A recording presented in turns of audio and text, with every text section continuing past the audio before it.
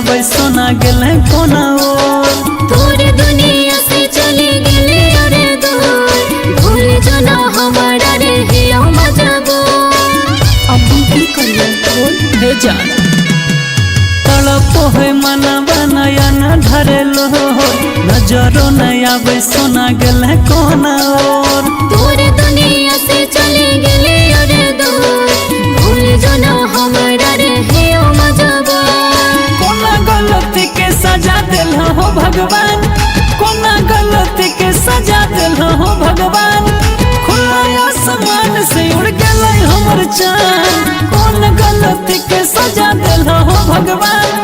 खुला आसमान से उड़ गए हमर चाँद।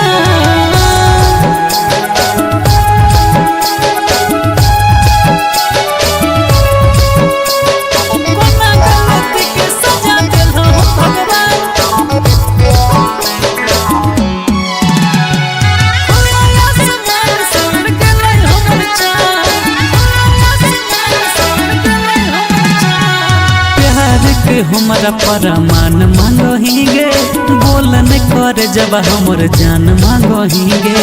तोहे हमर पहला पसंद रहले रे, कैसे के तोरे अपमान करबो रे। प्यार के हमारा परमान मांगो ही गे, बोलन कर जब हमर जान मांगो ही गे। तोहे हमर पहला पसंद रहले रे, कैसे के तोरे अपमान करबो रे। टूट गेले तोर संगे देखल यादामान, टूट गेले तोर संगे देखल यादामान। खुला आसमान से उड़ गेले हमर चाँद, कौन गलती के सजा दिल हो भगवान। खुला आसमान से उड़ गेले हमर चाँद।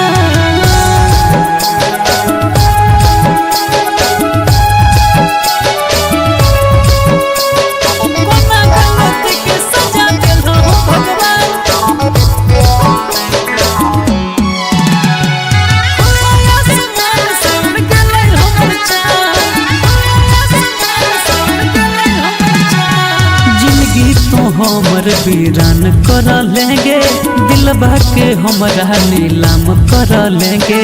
मर जइबो ऐसन तोय काम करो ही रे, काहे तो हमरा बदनाम करो ही रे।